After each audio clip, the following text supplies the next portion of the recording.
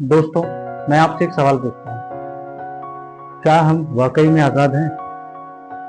Mobile चलाना, college जाना, अपने हिसाब से करियर चूज करना, सिर्फ यही आज़ादी के मायने हैं? या आज़ादी इससे भी कहीं ज़्यादा गहरी? डार्विन की थ्योरी ऑफ एवोल्यूशन के हिसाब से इंसान जंगल राज से सिविलाइज सोसाइटी तक पहुंचा। प्रोसेस में उसके अंदर और भी कई चीज़ें बढ़ी, जैसे इमोशंस का बढ़ना हो गया, ग्रीड का बढ़ना हो गया। इन्हीं तमाम टर्म्स के कारण जंगल राज के समय अराजकता फैली। इसी अराजकता को हटाने के लिए हमने सोसाइटी का फॉर्मेशन किया, गांव, परिवार, देश के रूप में। और सोसाइटी का एक नियम है कि फ्रीडम और पावर के बीच में हमेशा संघर्ष रहा है। अगर पार्टिकुलरली इंडिया के कॉन्टेक्स्ट में देखा जाए तो इंडिया में भी सोसाइटी का एवोल्यूशन आगे जाकर वर्ण व्यवस्था में बदला, जहां पार्टिकुलरली लोअर क्लासेस, उसमें भी पार्टिकुलरली शूद्र को फ्रीडम और लिबर्टी जैसे टर्म से लंबे समय तक वंचित रहना पड़ा। आज का समय ही ले लें, जो फाइनेंशियली वीक है वो फ्रीडम एंजॉय नहीं कर सकता। ऑब्वियसली एग्जांपल, एक प्रैक्टिकल एग्जांपल के तौर पे देखें कि पेरेंट्स बच्चों को सिर्फ पढ़ाई करने के लिए ही कहते हैं, इरिस्पेक्टिव ऑफ बच्चों को किसी और फील्ड में इंटरेस्ट है या नहीं। ऑब्वियस सी बात है, सबसे सेफ ऑप्शन यही है। इन चीजों की अच्छी समझ के लिए बेहतर होगा कि फ्रीडम टर्म को ही समझ लिया जाए। फ्रीडम टर्म कोई एक ऐसी वस्तु नहीं है जिसे हाथों से छुआ जा सके, आंखों से देखा जा सके। यह एक वैल्यू है, एक मोरल है, एक आइडियल है, जिसके लिए लोगों ने मर मिटना भी उचित समझा है। इसके लिए कई उदाहरण है।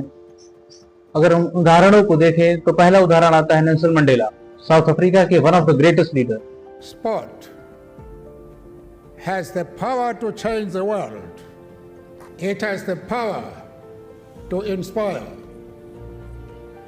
It has the power to unite people in a way.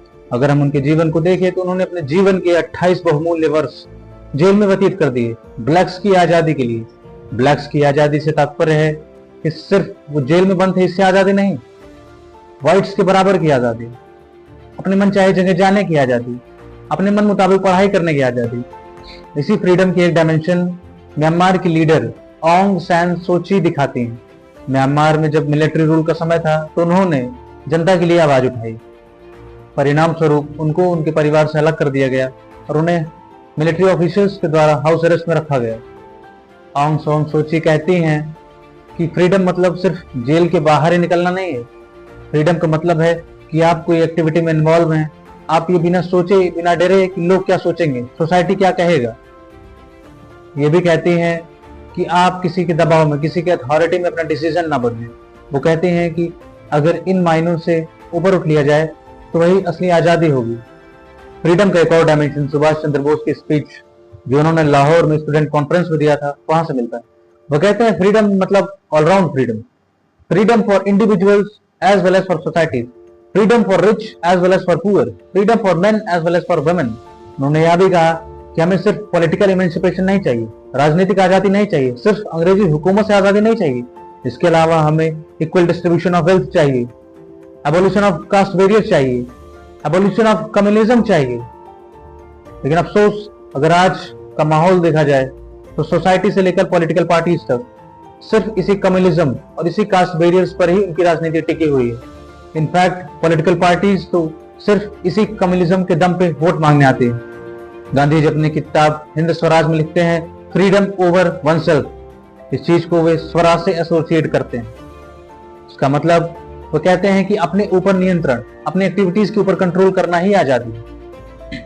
अगर फ्रीडम के इन डायमेंशंस को आज के समय में रिलेट किया जाए तो कुछ क्वेश्चंस निकल कर आते हैं।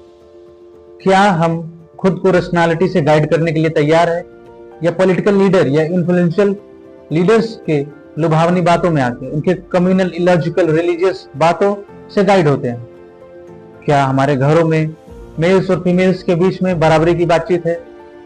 क्या अमीर और गरीब एक बराबर की आजादी एंजॉय करता है? क्या हमको इस बात से फर्क पड़ता है कि हम कोई काम करेंगे तो लोग क्या सोचेंगे? क्या सभी जाति धर्म को लेकर बराबर से बातचीत है? और अगर ये सारी चीजें हो रही हैं तो कौन जिम्मेदार है?